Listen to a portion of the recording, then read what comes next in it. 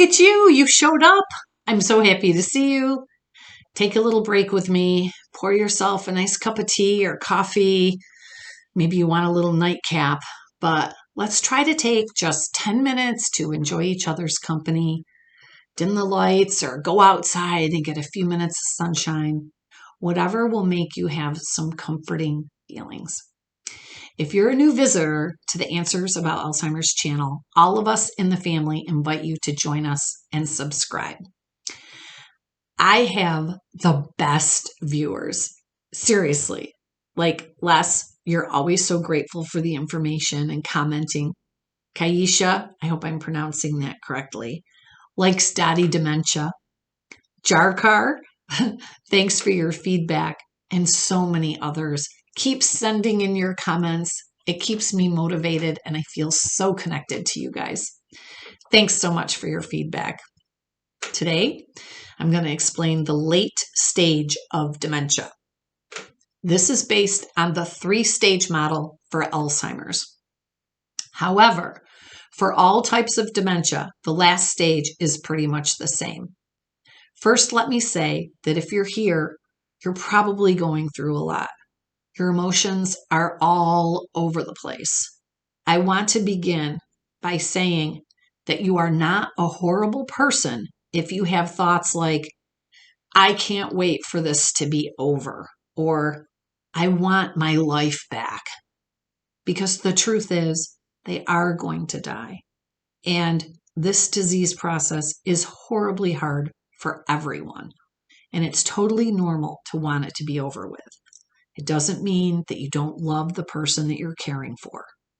You got that? Comment below. It's okay to feel what I feel. And here in this space, you can let it all out. You're a good, kind, loving person. I believe in you. You are doing your best, and that's all we can expect, to do the best that we can. So we have been on this long, long journey. We've been through some really challenging situations. We've kept going even when we didn't want to. And many of you are doing this all alone with no help. But in the end, you dig deep and you get it together for the sake of your loved one. It doesn't matter if your loved one is at home or in a skilled care community. It's a tough situation all around. Watching our loved one disintegrate before our eyes is unbearable. We begin to realize that the inevitable is approaching. It's hard, and it's especially hard if we mix in some guilt. Please, please try to be kind to yourself.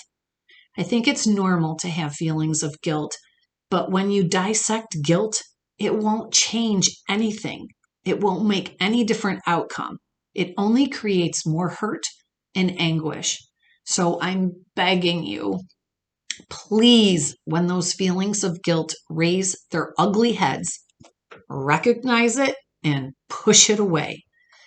Guilt will only make things worse, and it will change nothing. Actually, put in the comment for me, no guilt. Type it in, no guilt. During the last and final stage of dementia, the person with neurodegeneration will be completely dependent on others for survival. They cannot take care of themselves on any level. This person is going to need someone with them 24/7. You should not be trying to do this all by yourself. Take advantage of family, friends, social workers, church, hospice, whatever resources are available. Welcome them and use them as much as you can. This is not the time to try and do it all on your own. In fact, statistics show that those who use hospice or comfort care wish that they had done it sooner. Hospice is paid for 100%, so it is not a burden on the family. It covers all medical equipment and supplies like commodes, hospital beds, adult absorbent underwear.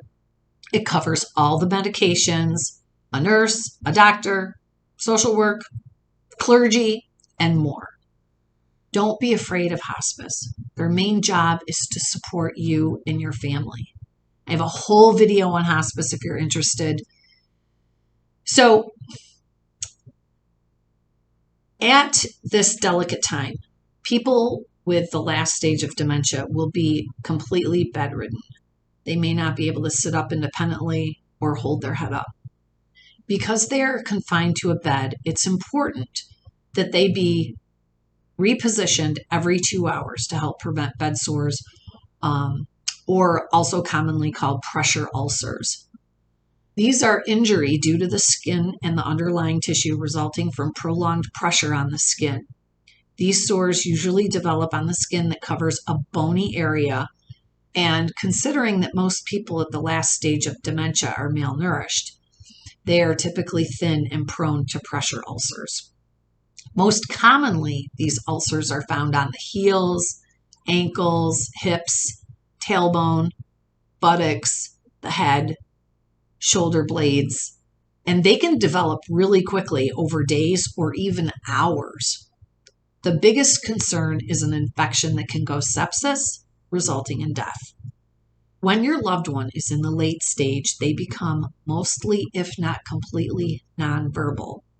At this time, we need to really look for signs of discomfort and pain. I have one of my best videos for you that will explain how to assess your loved one for pain. It's called, Are They in Pain?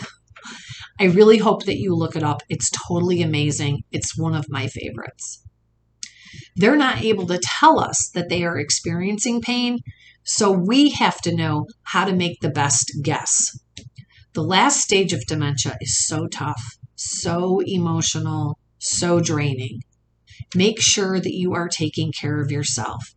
You cannot take the best care of your loved one if you are not healthy and rested. You will know that the end is nearing when the person stops eating and drinking. The body is naturally responding to the slowing of the other organs, and the body knows that it can no longer manage the intake of foods and fluids. Do not try to force them to eat or drink. This is the normal advancing of the disease process, and they're not starving. You can use oral swabs on a stick or a gentle spray to help keep the mouth from drying, and you can also put Vaseline on the lips for comfort. The person will more than likely be sleeping for most of the time and may be unconscious. Don't be alarmed if they have moments of lucidness. This is common. Take advantage of these brief moments to spend quality time with them. The person might even appear to wake up and talk about seeing others who have passed away before them. This too is pretty common. My hope is that if you experience this, it brings you comfort and a feeling that they are not alone. When they have visions, they may also experience delusions. If this happens, just go along with it. Make sure that your loved one is snuggled in blankets. Due to poor circulation, the person is often very, very cold. Do your best to keep them warm. You also may notice that their feet, hands, nose, or lips may be turning a bluish color or getting darker from a lack of circulation. The blood will shunt to the vital organs to keep the body going. In many cases, the cause of death will not be classified as dementia. Often it will be due to complications of dementia that cause death, such as pneumonia, sepsis, which is an infection, heart failure, kidney failure, and so on. My problem with this is that when research money is allocated, they use the statistics of what people died from. So when we don't put dementia as the cause of death, it can directly influence the money for cures and research. So stupid. Oh my God. So when your loved one is at the end of life, there are some things that we can do for them. One of the things you can do is play music. Music is an ancient tradition dating back to the Middle Ages. Studies show that even non-responsive people near death can still hear sounds. Hearing may be the last sense lost before death. So play some music. Let the person know that you are in the room by holding their hand or gently stroking their face or their hair. This can be very soothing for the person. Try to keep the environment quiet and maybe try to limit the number of people in the room. Make sure that any conversations near the person are kept positive and speaking to the person and not about them. If you're getting emotional, it may be best to go into another area until you can get your composure back.